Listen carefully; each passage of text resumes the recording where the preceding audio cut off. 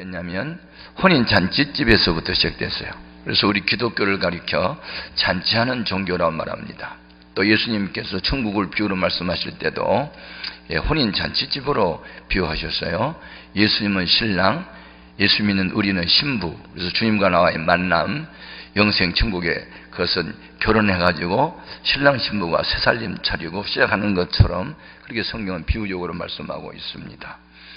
왜 천국을 잔치집으로 비유했을까? 그리고 오늘의 교회가 왜 잔치집 같아야 될까? 세 가지 이유 때문에 그래요. 첫째, 혼인 잔치집에는 아무나 오지 않아요. 반드시 신랑과 관계가 있든지 신부와 관계가 있든지 뭐 신랑의 부모와 신랑의 부모나 뭐 하여튼 친구든 직장 동료든 무슨 관계가 있는 사람이 오지 아무나 오지 않아요. 교회는 아무나 오지 않아요. 반드시 초청된 사람이 오고 예수님을 믿는 사람만 모여요. 아멘. 그래서 혼인 잔치를 벌렸는데 전혀 모르는 사람이 왔다. 조사해 봐야 돼요. 그 부조 훔치러 왔거나 문제인 사람이에요. 한강교회를 담임하고 있는 목사님이 저 매제 목사예요. 매제는 나하고 어떤 관계지? 내 여동생하고 같이 사는 사람, 그 사람이 매제요. 그 한강교회 담임 목사 우리 매제인데, 미국에 내 여동생이 또 하나 살아요. 이민을 갔는데 뉴욕의 시민권자가 됐어요. 그래서 미국에 가서 애들 교육을 진짜 잘 시켰어요. 그래서 한 아들은 의사가 됐고 한 아들은 검사가 됐어요. 그래서 이제 아직 장가를 가지 않는 우리 조카가 자기가 한국 사람이니까 그 군 법무관으로 지원을 해요. 그래서 이제 미 8군이 용산에 있으니까 여기 이제 와서 근무를 한다고 내 바로 밑에 있는 여동생이 그 밑에 있는 여동생한테 전화하는 거야. 우리 아들 법무관으로 한국에 나가는데 너네 교회에 그 색시감 있으면 하나 준비하라 이렇게. 그래서 내 이제 둘째 여동생이 자기 언니 부탁을 받고 눈을 크게 뜨고 살펴보니까 색시감이 하나 있는 거예요. 그 교회 장로님의 딸인데 믿음이 좋고 그런 나이. 그래서 서로 이제 교제하다가 결혼 날짜를 받았어요. 그런데 그 장로님은 회사를 여러 개를 갖고 있는 회장이세요. 그러니까 돈도 많고 뭐 사람도 많겠죠. 그래서 제가 어느 호텔을 하나 빌려서 결혼한다 그래서 제가 갔어요. 그러니까 500명만 들어갈 수 있는 홀을 딱 빌렸는데 맞춤형이야. 그러니까 아무나 가면 안 되고 또 그 초청 받은 사람만 와. 그래가지고 아주 고급 테이블에 다 앉아서 고급 식사를 하면서 뭐 그렇게 할 때 결혼식 할 때 제가 봤어요. 제가 결혼식 할 때마다 느낀 게 뭐냐면 신랑이나 신부와 관계가 있는 사람이 모이지 아무나 모이지 않는다는 거예요. 교회는 아무나 오면 안 돼요. 사기꾼도 와요. 진짜로. 도둑도 와요. 얼마 전에는 우리 2층에 대비 시간에 도둑이 들어왔어요. CCTV에 보니까 한 50대 초반에 여자가 들어와가지고 교실에 가가지고 컴퓨터 그냥 노트북 다 훔쳐가고 가는 거 다 봤거든요. 한번 우리 카페에 한 젊은이가 들어와가지고 또 검거 들어오고 가는 것도 보고 하여튼 교회는 등록되지 않은 사람이 올 때는 유념해야 돼요. 아무튼 천국은 아무나 가는 게 아니다. 예수님을 신랑으로 믿는 사람만 간다. 아멘. 하나님을 아버지로 믿는 사람만 간다. 성령으로 거듭난 사람만 간다. 아멘. 그 다음에 천국을 왜 잔치집으로 표현했나? 두 번째, 오늘의 교회가 왜 잔치집 같아야 되는가? 두 번째 이유는 잔치집에 가면 평소에 먹어보지 못한 별미가 있어요. 틀림없어요. 별미 있어요. 보통 우리가 일상 먹는 음식하고 그 고급 식당 그다음에 예식을 하는 데 가서 먹는 음식이 질이 달라요. 우리는 라면 하나 꺼내 먹지만 예식장에 가면 라면 끓여주지 않아요. 고급 음식이 나오잖아요. 마찬가지예요. 교회나 이 교회에서 별미가 있어요. 이 기도원에도 별미가 있어요. 내가 지금 서울서 별미 갖고 왔잖아요. 그 별미가 뭔지 알아요? 생명의 양식, 하나님의 말씀. 이게 별미요. 아멘.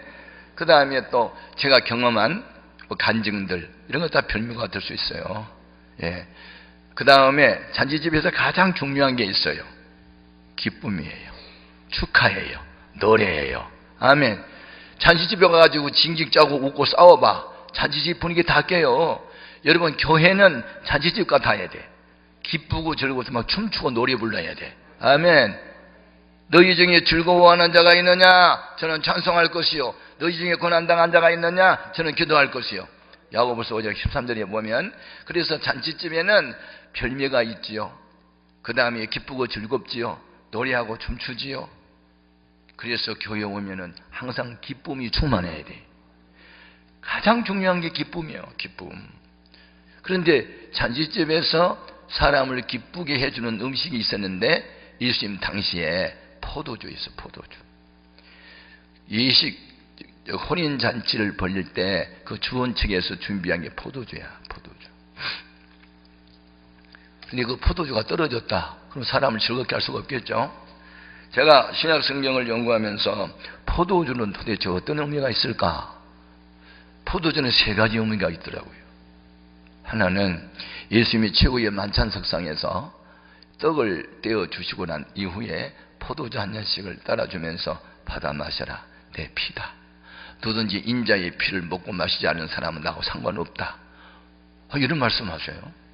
그래서 우리가 신앙생활하면서 언제 기쁨을 누리냐면요, 죄악 벗은 우리 영혼은 기뻐 뛰며 찬양하면서 여러분 교회에 와서 은혜를 받고 기뻐해야 돼요. 이 포도주는 죄사함의 의미가 있고요. 두 번째는 이 포도주는요, 치유, 약으로 써서 약으로. 여러분 누가복음 10장에 보면 어떤 유태인이 예루살렘에서 여리고로 내려가다가 강도를 만나잖아요. 그런데 응급처치 어떻게 해요? 자기 몸에 지니고 있던 포도주와 기름을 상시에 붓고 싸매고 그런 말이 나오죠. 옛날에는 요즘처럼 의학이 많이 발달되지 않아서 소위 조약, 민간요법, 그래서 이 포도주가 위장을 치료한다든지 뭐 여러 가지 하여튼 약재료로 썼어요. 그래서 포도주는 치유예요. 맞아요. 교회는 그리고 성도는 치유가 있어야 돼. 마음의 상처가 치유돼야 돼요. 아멘. 육신의 질병이 고침을 받아야 돼. 삶도 병든 삶을 고쳐야 되거든요. 세 번째는 이 포도주가 이제 술이잖아요. 술. 성령 충만을 상징하더라고요. 사도행전 2장을 보면 2장 1절 이하에 오순절날 성령이 임했어요. 그때 당시에 세계 각처에서 16나라에서 오순절을 지키기 위해서 디아스포라 유태인들이 들어왔잖아요. 그런데 그들이 바라보니까 성령 충만한 사람들 여기서 나온 방언을 들어보고 그들의 얼굴 모습을 보고 행동을 보니까 저 사람들 세술에 취했다. 그렇게 말하죠. 비난한 말이었어요. 비난. 그런데 성령 충만한 사람을 일컬어 술에 취했다. 이렇게 말씀하더라니까. 제가 연구를 해봤어요. 성령 충만한 사람하고 술 취한 사람하고 유사성이 있더라니까. 첫째, 술 취하면 말이 많어. 그런데 은혜 받으면 말이 많어. 다른 이야기도 할 게 없는데 성경 이야기하고 싶고 예수 이야기하고 싶고 받은 바 은혜 간증하고 싶어서 못 참겠어. 그냥 말하고 싶어가지고. 아멘. 내가 지금 월요일부터 하루에 3번씩 계속 이야기하는데도 한 번 서면 그냥 하고 싶은 말이 계속 나오는 거야. 예수 자랑하고 싶어서. 아멘. 성경 말씀 좀 가르쳐주고 싶어서. 다른 이야기 하려면 자신 없어. 근데 성경 이야기, 주님 이야기, 은혜 받은 이야기, 간증은 막 쏟아지는 거야 이게. 아멘. 술 취한 사람하고 성령 충만한 사람 유사성이 말이 많다니까. 두 번째, 술 취한 사람 겁 없어. 술 취한 사람 겁 있는 사람 봤어요. 우리 아버지가 술 취하니까 기차도 세웠다니까. 지나가는 기차, 야 기차 서 안 서! 서! 그러면 기차가 섰어. 옛날에 증기관차가. 우리 아빠는 기차를 세운 사람이야. 유명한 사람. 나는 얼마나 창피했는지 몰라. 술 취하면 겁이 없는 것처럼요, 성령 충만하면 겁이 없어. 아멘 해봐. 성령 충만하면 겁이 없어 진짜. 뭐 창피해서 전도를 못해요? 아이고, 전도하는 게 얼마나 즐거운데. 예? 옛날에 제가 예수 믿기 전에 우리 엄마가 신들린 무당 불러놓고 구달 때 보니까요, 무당이 무섭더라니까. 막 칼을 막 휙 잡아 던지면서 막 낙성 올라가라 그러고 막 일어나서 춤출 때 무서워요. 그런데 내가 성령을 받고 나니까 무당이 하나도 안 무서워. 한번 해볼래? 맞짱 뜨고 싶어. 그래서 무당이 굿하고 있는 그 집에 가서 새벽에 가서 찬송하니까 무당이 쓰러졌다니까. 겁이 없어. 할렐루야. 아니 뭐 강하고 담대하라, 두려워하지 말라, 말만 해서 두렵지 않은 게 아니고 성령 충만 받으면 배후에 하나님이 내 아버지다 뭐 이런 자신감이 생기니까 겁이 없다니까. 아멘 아멘. 세 번째, 술 취한 사람하고 성령 충만한 사람의 유사성. 술 취하면 기쁘다며. 술이 취하면 근심 걱정 전혀 없다고 그러고 다닌다며. 술 취해가지고. 우리가 성령 충만 받으면요, 전도하다가 매를 맞고 감옥에 가다 놔도 찬송합시다 찬송합시다. 그리고 사도 바울이 빌립보에서 전도하다가 붙잡혀가지고 감옥에 갇혔잖아. 쇠고랑에 적었는데 쇠고랑이 악기야. 찬송합시다 이러고 했으니 그게 제정신이야고. 우리가 성령 충만 받으면 환경하고 아무 상관없이 기쁘고 즐거워. 그래서 여러분이 최고의 영성이 뭐냐? 기쁨과 감사요. 어떤 상황 속에서도 감사할 수 있고 기뻐할 수 있으면 여러분은 사탄의 영역에서 이미 벗어났어. 제발 사탄의 영역에서 벗어나십시오. 원망과 불평하는 사이 사탄은 여러분을 사정없이 사로잡습니다. 그러나 기쁨과 감사로 나가면 성령님이 사로잡습니다. 네. 여러분 팀버라인이라는 말 들어보세요. 팀버라인, 라인, 선. 팀버라인. 팀버라인 아는 사람 손 들어서. 한 번도 없네. 나도 몰랐다가 럭키 산맥에 가서 제가 팀버라인을 배웠어요. 럭키 산맥 해발 2300, 3000 정도 높은 데서 산에 가면요, 팀버라인은 뭐냐면 수목이 살 수 없는 선이에요. 그 위에는 어떤 식물도 못 살아요. 산소도 부족하고 너무 날씨가 추워서 못 살아. 그래서 식물이 살 수 있는 한계선을 팀버라인이라고 그래요. 여러분, 마귀가 활동하는 영역이 있어요. 그 영역에서 벗어날 수 있는 게 기쁨과 감사예요. 여러분이 어떤 상황 속에서도 기쁨과 감사의 영성으로 살면 사탄은 여러분을 시험할 수가 없어요. 제가 부산 영락교회에서 부흥회를 하고, 그리고 제가 대학교의 강의를 위해서 빨리 무슨 요일에 김해 국제공항에서 김포로 오는 비행기를 탔어요. 근데 그날 비가 내리고 바람이 좀 불었어요. 비행기를 타고 다닐 때 이착륙 때 사고가 제일 많이 나. 고공 비행 때는 절대 사고가 안 나요. 아시죠? 이게 착륙할 때하고 이륙할 때 사고가 제일 많이 나요. 그럼 비가 오고 바람이 불면 이게 미끄러지면 방향을 딴 데 가면 사고 날 수 있잖아요. 그러니까 바람이 막 불고 소나기가 쏟아지니까 마음이 좀 불안해서 기도를 했어요. 무사고 비행할 수 있도록. 그래서 한참 기도를 하고 눈을 떠서 보니까 비행기가 올라가 한참 올라가는데 비가 내리는 구름층을 뚫고 올라갔더라고. 15,000피트 높이 상공으로. 거기는 구름이 없어.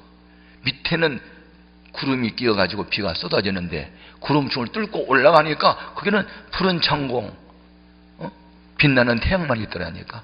그래서 뭘 느꼈어? 바람이 불고 구름이 있고 비가 내리는 그 한계상을 뛰어넘어가니까, 더 올라가니까 구름도 없고 비도 없더라니까. 그래서 무엇을 느꼈을까? 환경이 비오고 바람 분다고 원망하지 말고 당신의 신앙의 고도를 높여라. 그런 음성을 들어. 아멘. 저는 이 책을 통해서 지식 얻은 것도 있지만 여행을 통해서 얻은 지식이 훨씬 더 많아요. 네. 그 가능하면 여행을 많이 다니면 좋아요. 네. 여행 다니면서 많은 걸 느껴요. 네. 여행 다니면서. 제가 저 시드니라는 호주에 부흥회를 갔다가 마치고 난 뒤에 블루 마운틴이라고 하는 관광지를 좀 가자 해서 갔어요. 블루 마운틴. 네. 파란색이 덮여 있어요.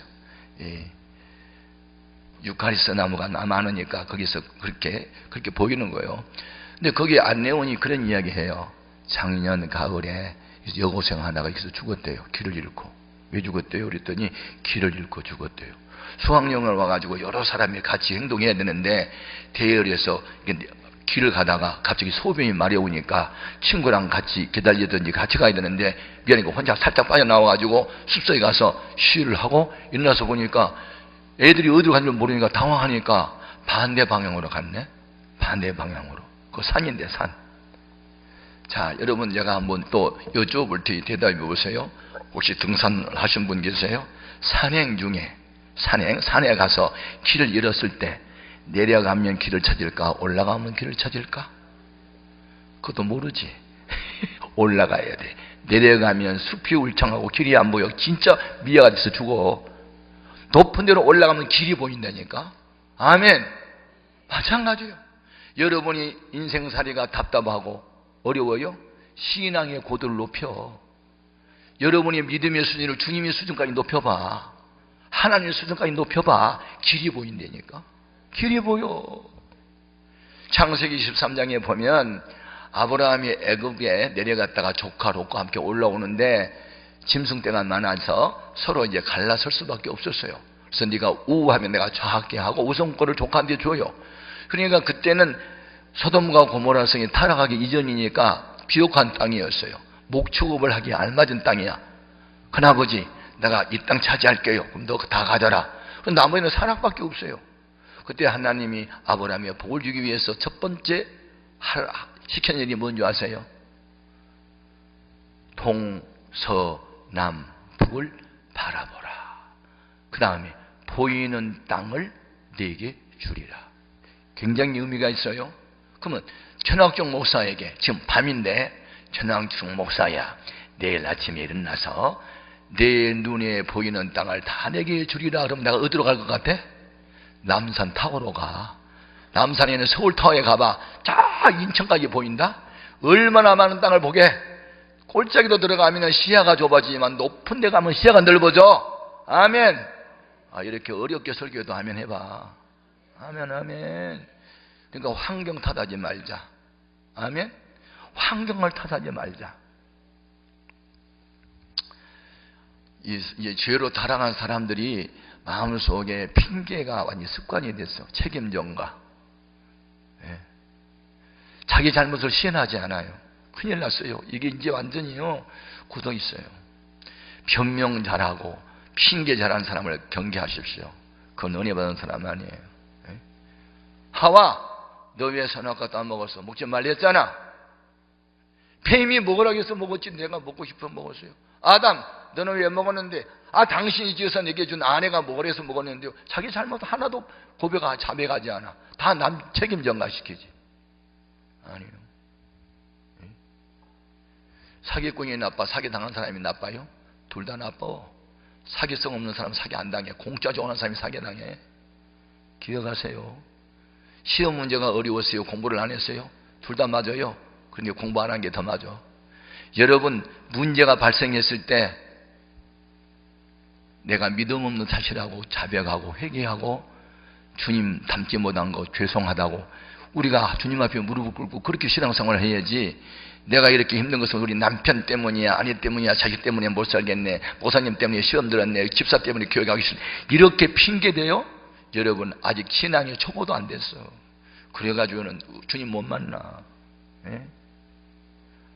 오늘 우리는 신앙의 고도를 높여야 돼요. 아멘입니까? 변화받아야 돼. 대낮인데 해가 안 보여? 해가 없어 안 보여요? 구름이 가려서 안 보이지? 구름층을 뚫고 올라가 봐. 태양 거기 있어. 태양한테 한번 물어봐요. 태양아 너는 어두운 밤을 만나보았니? 아니 나는 어두운 밤을 만나본 일이 없어. 왜 못 만났어? 없어 못 만났느냐? 아니 밤이야 있겠지. 그런데 내가 가면 어두움이 도망가서 못 만나. 그래. 아멘 해봐봐. 세상살이가 답답하고 힘들어 못 살겠네 그러지 마. 내가 저 앞에 바로 서지 못해서 문제지. 아멘입니까? 참 우리 변화받아야 돼. 우리 변화받아야 돼. 예, 성령 충만 받아야 돼.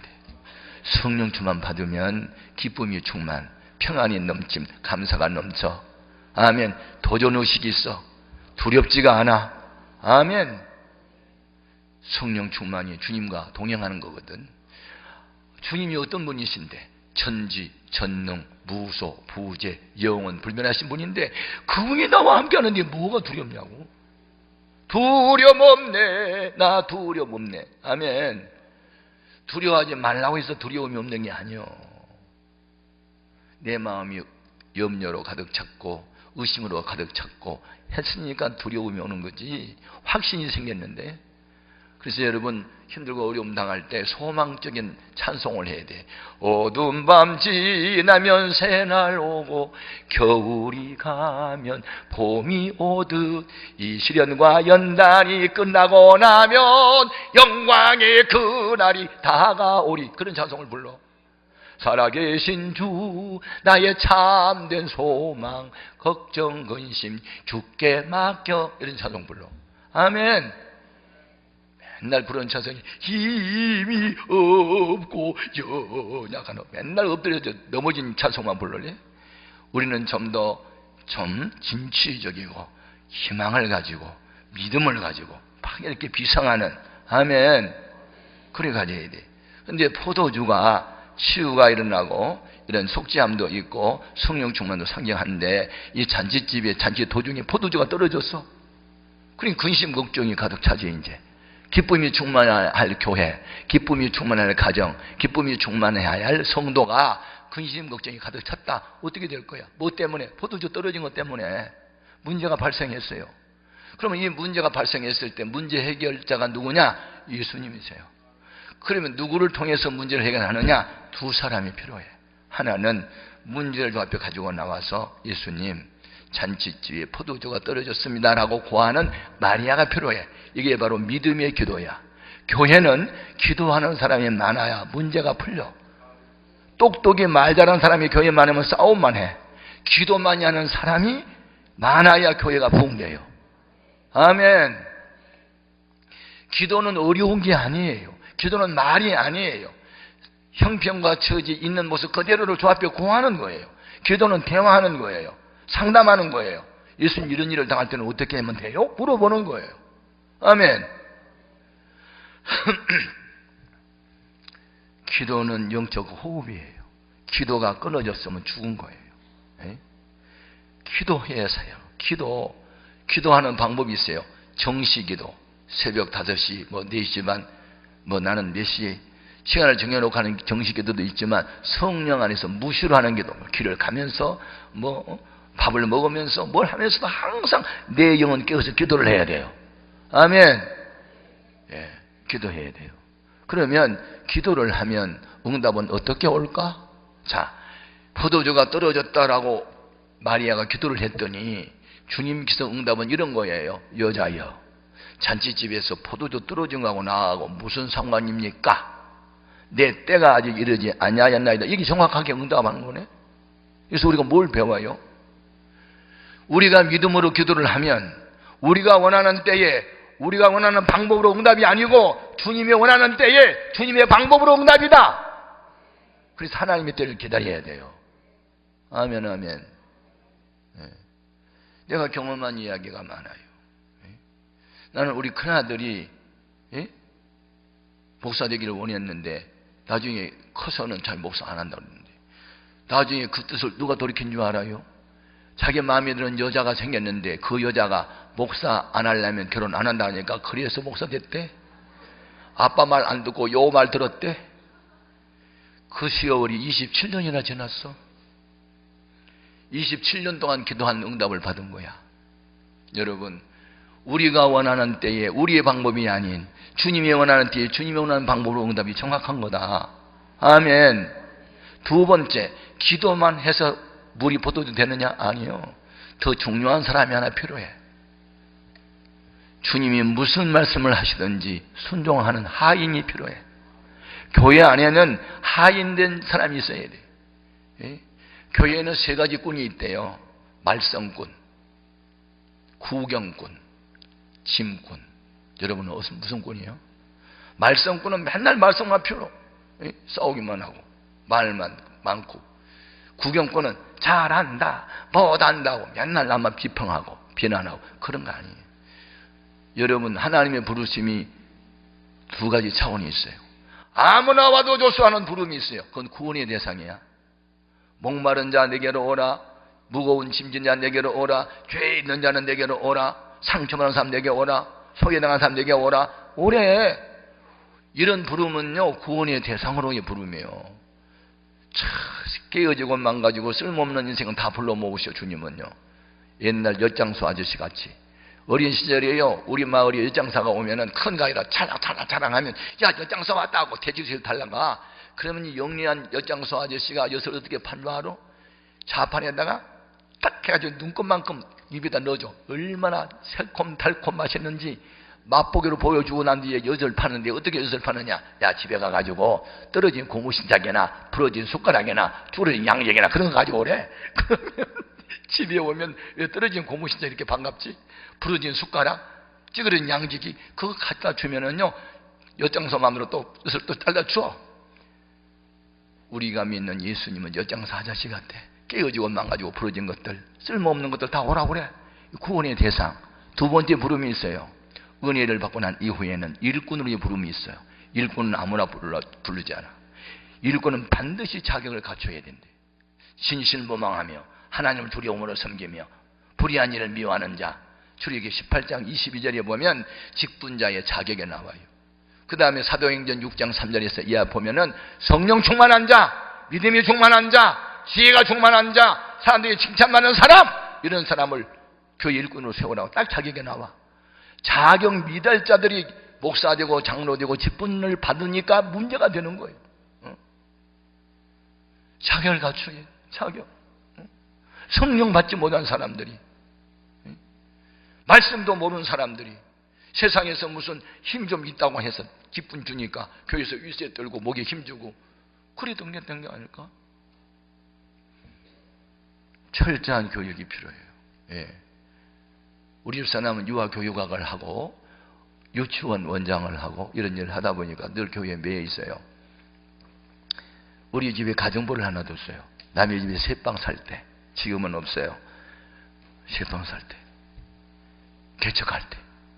그래서 지하, 반지하 아세요? 반은 땅속으로 들어가고 반은 올라온 거, 반지하실 두 칸을 저절로 살아요. 어느 사장네 집에서. 그런데 우리 집에 저기 충청북도 장원군 화전면의 딸인데 초등학교만 졸업하고 서울에 밥만 먹여준 데 있으면은 가라고 해가지고 온 아이가 있어요. 금순이라는 아이가 15살 먹은 어린 아이인데, 이 아이가 우리 집에 식모살이 한다고 왔어요. 그래서 그 아이는 우리 집 사람하고 나하고 아침 식사하고 교회로 출근을 하면 아이들이 4살, 5살, 3살 이렇게 둘이 이제 있는데, 우리 사람이 점심 식사 딱 준비해 놓으면 때 되면 아이들 밥 먹여주고 애들로 놀아주고 그냥 방 청소 정도 하고 그 정도만 하면 그 아이 하는 일은 다 했어요. 그런데 어느 날 교회에서 일을 하고 오후 한 4시 반쯤 들어갔더니 그 주인 아주머니가 우리 금순이를 때리고 욕을 하고 우리 아이는 얻어맞고 벌벌 떨고 막 그러고 서 있는 거예요. 그래서 아주머니, 이 아이를 때리세요? 내가 그랬더니 이분은 막 얼마나 화가 났던지 이렇게 날 꼬나보더니, 눈 있으면 봐요! 그래서 마당을 가리켜. 그래서 나도 눈 있으면 마당을 봤지. 그랬더니 그 많은 잔디를 우리 금순이가 다 뽑아버렸어. 부잣집에 잔디 70평 대지에다 2층 양옥집을 해가지고 잔디를 다 심어놓고 분수대도 있고 고기도 키우고 여러 가지 단풍나무도 심어놓고 그런 집에서 살았는데, 이 금순이가 3일째 되는 날 첫날부터 걱정이 태산이었나 봐. 왜 이렇게 마당에 불이 많노 해가지고.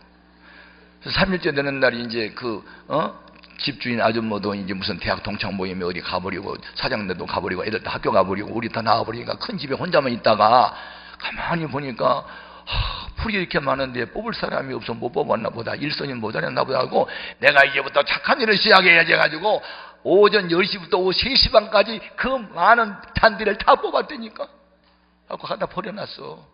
잔디라는 불이 질겨서 안 뽑혀. 그래가지고 바깥에 공사장에 가서 쇠꼬챙이 2개 주워와가지고 다 파가지고 시골에 홈이 가지고 무슨 김 그냥 뽑듯이 다 뽑아가지고 갖다 버려놨어. 그러니까 이 집주인 아줌마가 우리 외출 갔다 왔으니까 지방 망쳐놨잖아. 다 풀을 뽑아가 내버렸으니까. 누가 이거 다 뽑았냐 그랬더니 칭찬인 줄 알고 제가 다 뽑았어요. 그러고 나왔네. 너 눈 삐었어. 누가 이거 뽑으라고 했어. 왜 담배를 뽑았어? 그리고 야단을 치고 욕을 한 거야. 내가 여러분께 물어볼게. 우리 금손님 마음 착했다 나빴다? 착했지. 근데 일 잘했다 못했다? 못했다. 이거 아니요. 마음만 착하다고 집사냐? 아니요. 마음 착하기로 말하면 우리 금손이처럼 착한 아이가 없어. 충성을 죽도록 했다. 얼마나 많이 뽑았던 여기 물집이 생겼어. 그렇게 충성했어. 그리고 죽도록 얻어맞았어. 일 많이 한다고 상 받을 것 같아? 뽑아야 할 풀인지 심어야 할 풀인지도 모르는데. 그래서 내가 그때 뭘 깨달았느냐. 이게 속도보다 방향이 우선이다. 일보다 우선이 진리에 대한 지식이 있어야 되는데, 교회에서 열심을 내긴 냈는데 말씀에 의지한 열심이 아니고 자기를 드러내기 위한 열심을 하니까 문제가 생겨. 세계 잘 들으세요.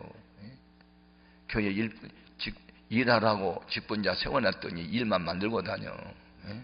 트러블 메이커가 완전히 됐어. 그래서 제가 교육이 그렇게 중요하구나 해서 그 이후부터는요, 내가 잔디값 다 물어줬잖아요. 아니 내 밑에서 일하는 사람이 사고 줬으니까 책임은 내가 져야 될 거 아니에요. 그러면 내가 그때 뭘 후회했을까? 시골 문화와 도예지 문화가 다른데, 농촌 문화하고 서울 문화가 다른데 그걸 교육 안 시켰다. 금순아, 이것은 자풀이 아니고 한 평에 8,000원씩 주고 사다 심은 뿌리야. 이거 절대 너 만지지 마. 나 1분만 교육했으면 뽑았다 안 뽑았다? 안 뽑았지. 그러니까 교육을 시키지 못한 책임을 내가 지느라고 내가 잔대값 다 물어줬다니까. 열심만 낸다고 충성이 아니에요. 성경에 근거한 열심이 아니면 다 불법을 행하는 사람이 되는 거예요. 아멘. 그래서 오늘 우리는 성경을 정확하게 알자. 아멘. 하나님 마음을 좀 알아보자. 내가 복음으로 예수 믿지 말자. 내 생각대로 믿지 말고 성경대로 믿자. 아멘. 그래서 이제 응답을 받았어. 그래서 마리아가 하인들을 불러놓고 예수님은 무슨 일을 행하실 때 꼭 무슨 일을 하라고 시킨다. 그러니까 예수님이 시킨 일이 너희들 생각에 안 맞아도 대꾸하지 말고 무슨 말씀을 하든지 그대로 하라. 그러고 이제 지시를 했어요. 좀 있으니까 그 연회장이 하인들한테, 야 여기 3호실 7호실 지금 포도주 떨어졌어. 빨리 가져와. 빨리 가져와. 지금 연회장은 포도 떨어진 줄 몰라요. 몰라. 그러니까 하인들한테 포도주 달라고 하니까 우리 예수님께서 그 전에 하인들에게 무슨 일을 시켰냐면, 첫 번째 하신 일은, 야, 저 우물에 있는 물을 퍼다가 이 돌 항아리가 다 비었는데 거기다 가득가득 채우라 그랬어요. 그 일 어렵지 않아요. 노동하면 되니까. 그리고 두 번째 명령이 어려워요. 왜냐하면 포도주를 달라고 하는 연회장에게 그 물을 퍼다주라 그러네. 그럼 여러분 같으면 퍼다줄 것 같아? 나는 안 퍼다줘. 꼭 한마디 하지. 예수님, 연회장에 구한 것은요, 물이 아니고 포도주인데요? 그렇게 한마디 해야지. 그렇게 한마디 하면 물은 절대로 포도주가 안 돼. 그냥 물은 물대로 있어. 내 이성과 지성은 동의할 수 없어도 주님의 명령이니까 아멘! 하고 딱 푸는 순간에 물이 변하여 포도주 된 거거든. 이게 영적인 비밀이요. 성경 어디를 봐도 기도만 갖고 안 돼. 꼭 기도하고 난 이후에는 순종을 꼭 주님 요구하셨고, 순종할 때 기적이 나타나요. 예를 들어서 자, 이스라엘 백성이 애굽에서 나와서 가다 보니 앞에가 홍해네. 뒤에는 애굽 군대가 쫓아와 진퇴양난에 빠졌어요. 그러니까 백성들이 원망을 하네. 야, 애굽에 매정지가 없어 우리 끌어내가지고 여기서 죽게 하는 거야? 막 그러면서. 그러니까 모세가 엎드렸어. 하나님께 기도를 했더니 하나님이 명령을 내려. 모세, 너 손에 무엇이 있느냐? 지팡이가 있나이다. 그래. 그러면 지팡이를 바다 위로 한번 손을 내밀어봐. 그러면 바다가 갈라진다? 그런 거예요. 그러면 모세가, 아니 지팡이 내민다고 바다가 어떻게 갈라져요? 그렇게 반항을, 그렇게 의심을 가지고 손을 안 내밀면 그냥 애굽한 군인들한테 잡혀서 죽어. 그런데 예, 알았습니다. 지팡이 달고 딱 내미는 순간에 어디에서 그렇게 강한 동풍이 막 불어오는지 푸슉슉슉 하고 태풍 막 광풍이 불어오더니 바닷물이 팍팍팍팍팍 갈라나가서 그래가지고 바다 가운데 길을 댔어. 언제? 순종할 때. 아멘. 제발 지팡이에 손에 들으려고 내밀려면 내밀어. 그냥 이렇게 이유가 많냐고요. 응? 요단강이 갈라질 때도 그냥 갈라집니까? 여호수아가 제사장들이여 법궤를 메시오, 강 속으로 들어가시오, 물이 발목에 무릎 정도 달 때 서세요. 순종을 하잖아. 한참 들어가 딱 서는 순간에 흐르던 물이 딱 그치고 쌓이게 됐잖아. 마른 땅으로 건넜잖아요. 순종할 때. 아멘. 이스라엘 백성을 하나님이 40년 동안 광야에서 훈련시킨 건 딱 하나요. 순종하면 살고 불쌍하면 죽는다. 그것만 훈련시켰어. 그게 만나 훈련이요. 만나 훈련. 매일 만나가 내렸는데 언제 내려? 만나가 내리는 시간을 정해줬어. 해 뜨기 전에, 이른 아침. 그러면 늦잠 잤어, 해가 떴어, 나가면 다 쓰러지고 하나도 녹아서 없어졌어. 그래서 나와야 할 시간에 안 나오는 사람은 그날 굶었어. 이상하지? 안식일 전날은 며칠분을 거두라고 이틀분을 거두래. 다른 날은 하루분만 거두는데 어떤 사람 욕심 사납게 이틀분을 거뒀어. 매일 아침 일찍 일어나는 게 싫어서. 그래서 내일 그 다음날 그거 보관했다 먹으려고 하니까 벌레가 있어서 썩어버렸어. 그날 또 굶었대. 순종하면 먹을 수 있고 불순종하면 굶게 만들고, 그게 40년 동안 훈련시키는 거예요. 그런데 다른 날은 만나가 썩는데 안식일 전날 이틀분을 거두고서는 안 썩고 똑같은 만나인데 신기하지? 무슨 훈련시켰다고? 순종하면 살고 불쌍하면 죽어. 그거 훈련시켰어. 몇 년? 40년이나 반복 훈련. 여러분 다른 훈련하지 마세요. 말씀에 순종하는 훈련을 받으세요. 습관은 뭐라고? 제2의 천성이라고. 군대 가면 왜 이렇게 훈련을 반복 훈련시키지? 앞으로 이갓 하나 둘 뒤로 돌아 앞으로 이갓. 아니 그거 왜 맨날 시켜? 상관이 명령하면 즉각 반응을 보이는 순종을, 복종을 연습시킨 거야. 그래서 전쟁 시에 돌진! 그럼 돌진하는 거야. 몸에 배 있으니까. 전진하는데 후퇴하면 빠방 쏴버려. 그게 전쟁 시에 분대장에게 준, 상관에게 준 권한이거든. 여러분이 평상시에 주일날 교회 오는 거 습관적으로 와야 되고, 수요 예배 습관적으로 가고, 새벽기도 습관적으로 하고, 아멘. 이렇게 성경도 습관적으로 읽고, 그래서 우리 예수님도 습관을 쫓아 감람산에 가셨잖아요. 습관을 쫓아. 좋은 습관. 성공하는 사람에게 공통점, 그들은 좋은 습관이 있어요. 조사해 보세요. 성공하는 사람들과 성공하지 못한 사람 차이. 성공하는 사람은 항상 좋은 습관이 있어요. 몸에 배어 있어요. 예. 몸에 배어 있어요. 항상. 좋은 습관. 그 사람을 성공시켜가고 나쁜 습관, 그 사람을 패망으로 가게 해요. 그래서 우리는 무슨 명령 내려도 순종합시다. 여리고성 돌 때도요, 하나님이 입김으로 푹 불면요 여리고 무너져요. 그런데 그 방법 쓰지 않아요. 매일 아침 일찍 일어나 한 바퀴 돌아래.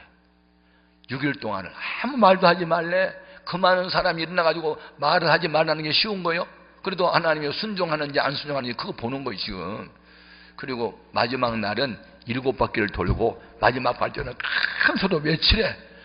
그대로 했더니 성이 무너졌는데 이 안에서 바깥으로 무너졌으면 성 밖에 돌고 있는 사람 다 죽었게 안으로 무너졌어. 그러니까 한 사람도 안 다치고 여리고 사람들만 다 죽은 거예요. 아멘. 순종하면 살고 불순종하면 죽는다. 그걸 훈련시킨 거예요. 아멘. 그래서 이 잔치집 하인들은 이미 마리아에게 들은 얘기가 있잖아요. 주님께서 무슨 명령 내려도 내 이성과 지성은 동의할 수가 없어도 그냥 순종하라고 이미 가르쳐 줬잖아요. 그래서 주님의 때가 돼서 연회장이 빨리 포도주 가져오라 할 때 물을 퍼다 주라고 해도 아멘! 하고 포는 순간에 물이 변하여 포도주 됐어요. 아멘, 아멘. 앞으로 여러분, 목사님이 설교하거나 구역장이나 셀 리더들이 말씀을 가르치거나 할 때 항상 다음으로 차차 하겠다 하지 말고 즉각 순종한 것을 습관으로 몸에 익히십시오. 그러면 그만큼 여러분의 믿음이 쑥쑥쑥 자라요. 아멘, 아멘. 많이 안다고 자랑하지 말라고. 바리새인들은 아는 것을 많았는데 하나도 실천하지 않았어. 그걸 뭐라고 해요? 성경에 위선자, 겉과 속에 다른 자, 겉은 양인데 속은 노래했던 이리 독사의 자식, 그렇게 지금 책망했어. 외식하는 자들이라고. 많이 안다고 자랑하지 말고 하나를 알아도 실천하면서 삽시다. 아멘, 아멘. 그래서 이제 그 물을 퍼가지고 가는 순간에 포도주가 됐네. 참 신기하죠. 그래서 이 연회장이 하이에 가져온 포도주를 맛을 보니까 너무 맛이 좋은 거야. 그래가지고 신랑을 불렀어. 자네 이리 좀 와봐. 내가 다른 집에 가서 연회장 노릇을 할 때 보면 처음에는 질 좋은 포도주가 나오다가 사람이 좀 취해가지고 정신이 해롱해롱 하면은 질 나쁜 것이 주로 많이 나오는데 자네 집은 반대네. 어떻게 아까 나온 포도주보다 이 나중 나온 포도주가 더 좋네 하고 칭찬을 해. 그래서 무엇을 우리가 깨달아야 될까? 주님이 함께함으로 나타나는 일들은 항상 좋은 것만 나와. 아멘, 아멘. 그리고 주님이 함께함으로 나타나는 일들은 처음보다 나중에 훨씬 더 좋아. 여러분은 어때요? 신앙생활 처음 할 때 하고 지금 하고, 또 결혼 신혼 초하고 지금 하고, 그때가 좋아 지금이 좋아? 그 지금이 좋아야 정상이야. 무슨 곤태기가 왔다고? 성경에 없어. 저는 신혼초에 엄청 우리 사람하고 싸웠어. 왜 싸웠느냐? 맞는 게 하나도 없다. 뭐가 안 맞느냐? 우선 나는 찌질하게 가난하게 사는 집안에서 자랐고 우리 사람은 부자의 딸이야. 그러니까 나는 이런 종이 하나도 뒤에가 이렇게 인쇄가 안 되면 절대 안 버려. 그 뒤에다 다 쓰고 버려. 편지 봉투 찢어가지고 안에다까지 쓰고 버려. 우리 사람은 가구 중에 쓰다가 조금만 기스나면 버려. 나는 고치 쓰려고 그래. 그러니까 또 싸워. 안 맞아. 우리 사람은 얼큰한 거 하고 국수를 좋아해. 나는 얼큰한 거 싫어. 국수 난 보기도 싫어. 나 쌀밥만 좋아해. 어렸어가지고 쌀밥 먹는 게 소원이어가지고. 그러니 음식에 맞나 성격에 맞나 아무것도 맞는 게 없어. 자, 한 번은 교회에서 이제 교회가 좀 부흥되니까 승용차를 하나 사줬어요. 우리 아이를 데리고 저기 이제 여름 휴가 때 강원도 경포대가 이제 여름 휴가 그 장소예요. 애들 데리고 이제 해수욕 한번 하려고 가나. 그런데 승용차에다 5 식구가 이제 내가 운전하고 가는데 우리 사람이 왜 이렇게 달려요? 휴게소에서 가가지고 국수라도 하나 먹고 쉬며 즐기면서 가야지. 이렇게 달려요. 그래서 야, 지금 목적지가 경포대야. 나는 목적지까지 가야 된다고. 우리 사람은 휴게소 쉬어가다가 또 가다가 또 싸워. 그러니 하나도 맞는 게 없어. 음식에 맞나 무슨 여행을 하는데 뜻이 같이 맞나 하나도 안 맞아. 그러나 나중에 내가 배웠어. 뭘 배웠느냐? 여자의 심리와 남자의 심리, 심리학을 공부를 해봤어. 남자는 목적 지향적에 항상 목표를 한번 정하면 뒤를 안 돌아봐. 근데 여자는 과정을 즐겨. 그게 달라. 여성이 추구하는 거하고 남자가 추구하는 게 달라. 남자는 큰 것으로 만족해, 여자는 작은 것으로 만족해. 그러면서 그때부터 서로 상대 역지사지, 상대방 입장에 서보면서 서서히 맡기를 시작했어. 그리고 지금은요 얼마나 좋아졌는지 아셔? 시장도 같이 다녀 손잡고. 동네 사람 소문났어. 저분들이 누군데 이렇게 항상 손을 잡고 다니냐. 예? 우리 전선 이상 없다 보여주기 위해서 항상 손 잡고 다녀. 너무너무 좋아. 오늘도 지금 3번 전화 왔어. 감기 몸살 기운이 있다고 해서 빚을 통해서 생강차 먹는 게 보냈는데 잡수셨어? 그러고 그래서 잡수셨다 나 그랬어. 그러면서 서로 유의해주고 살아. 지금은 얼마나 좋은지. 그래서 옛날에 너무너무 고생을 많이 시켰기 때문에 지금은 해외 가면 반드시 동행을 해. 내 신혼여행지가 어딘 줄 아시오? 신혼방에 내 신혼방은 닭장이었어. 신학교 졸업반 때 여자가 우리 여동생이 소개한 여자를 만났는데 빨리 결혼하고 싶었어요. 그래서 그 여자가 이제 동의를 했는데 결혼하면 살 집이 있냐고 물었어. 그래서 내가 아파트가 있다 그랬어. 내 아파트는 아니야. 우리 형님 아파트 방 하나 빌려 쓰고 있었는데 내 거란 말은 안 했어. 하여튼 있긴 있었잖아. 그러니까 아파트 있는 줄 알고 결혼했는데 뭐가 있어? 방 한 칸밖에 없었어. 그래가지고 신학교 졸업반 때 결혼을 해가지고 신혼여행지가 어디냐? 서울 남산 팔각정. 그게 내 신혼여행이야. 야, 내 친구 전도사한테 이따가 예식 끝나면 지나가는 저 택시 하나 불러놓고 스탠바이, 알았어? 그리고 너 사진 하나 갖고 와. 그래고 나랑 같이 신혼여행 가자. 그래가지고 내 친구 전도사가 택시 같이 타고 어디로 갈까요? 택시기사가 남산타워로 갑시다. 팔각정. 그게 내가 신혼여행지야. 그곳에 가가지고 가닥 사진 하나 찍고, 그리고 손을 들고 기도했어. 하나님, 내가 앞으로 서울 시내에 개척교회 할 거거든요. 개척교회 하면 사람들이 막 몰려오게 해주시옵소서. 미친 사람이 기도하고 사진 하나 탁 찍고 택시 기다려놓고 저리 갑시다. 삼각산으로 갑시다. 삼각산 통일봉으로 갑시다. 저 청와대 뒤에 있습니다. 그건 왜 가는데요? 내가 아주 통일을 위해서 기도해야 되니까 간다고. 미친 사람처럼 비 오는 날 택시를 타고 그걸로 가지고 통일봉에 가가지고 쭉 한마디 하고 타고, 그리고 이제 내 신혼 집이 어디냐면 우리 형님이 연세대학교 뒤에 거기 하여튼 작은 아파트에 살았는데 글로 갔어요. 우리 그 처형이 동생 결혼 기념물이라고 캐비넷을, 아주 고급 캐비넷을 좋은 곳을 샀는데 이 서민 아파트가 문턱이 작아가지고 안 들어갔어. 바깥에서 비가 맞았어. 나는 그렇게 인생을 출발했어요. 그런데 놀라운 사실은 그날 신혼여행을 그러니까 2시간 반 만에 끝마치고 집에 돌아와갔는데, 우리 작은아버지 되신 분이 북가자동 유리공장에 공장장을 하고 계셨는데, 이분이 거기 올 시간도 아니고 올 이유도 없는데 괜히 왔어요. 그래서 약중아, 너 학생인데 결혼을 했는데 살 집이라도 있니? 그래서 살 집 없습니다. 형님 방이가 하나 그냥 빌려 쓰고 있어요. 야, 그럼 부담스럽지. 어떻게 이 좁은 집에서 같이 살아. 여러분, 내 집 없는 거 내가 걱정하지 않고 작은아버지가 걱정하기 시작했다. 그러더니 가만히 있자라. 우리 그 유리공장에 닭장이 하나 있느니라. 근데 그 닭장에 아이들이 봄에 병아리를 사다가 길렀는데 유행병이 돌아가지고 다 죽었대. 그래서 닭장이 하나 비어 있으니까 그거 수리해서 쓰래. 그래서 내 신혼방은 닭장이었어. 내 인생은 그렇게 출발했어. 그래도 그때는 하나도 불평이 없었고 감사가 있었어. 결혼할 수 있는 여자가 있고 잘 수 있는 방이 하나 있어가지고. 여러분, 성령 충만하면 어떤 조건도 없어. 그냥 주님 한 분으로 만족해. 할렐루야. 아멘. 예, 내 얘기에서 미안합니다. 아무튼 저는 주님 한 분이면 만족하다고 생각했어. 지금도 마찬가지. 아멘입니까? 주님 명령에 순종하고 사세요. 그러면 처음보다 나중에 좋아집니다. 사람이 빚어 만든 포도주보다 주님이 만든 포도주가 훨씬 맛이 좋았습니다. 여러분의 결혼생활, 자녀와의 관계, 교회, 가정, 경제 문제, 사업이 처음보다 나중에 좋아져야 돼요. 아멘. 욥기서 8장 5절에 보면 너희가 하나님을 부지런히 찾고, 네 장막에서 불의를 멀리하고 하나님을 전심으로 구하고 찾으면 네 시작은 미약하였으나 내 나중은 심히 창대하리라고 되어 있어. 아멘. 시작은 아주 연약한 존재로 시작하지만 나중에 하나님이 함께하면 엄청나게 발전한다고 되어 있어. 아멘, 아멘. 처음에 잘 나가다가 나중에 망한 것보다 처음에는 거지 인생으로 출발했지만 나중에 거부가 되는 게 얼마나 좋냐고요. 할렐루야. 그래서 우리 잔치집에서 물이 포도주 된 이 사건은 그냥 물이 포도주로 됐다, 그 사건이 아니에요. 변화야, 변화. 처음보다 나중에 더 좋아지는 변화 말이죠.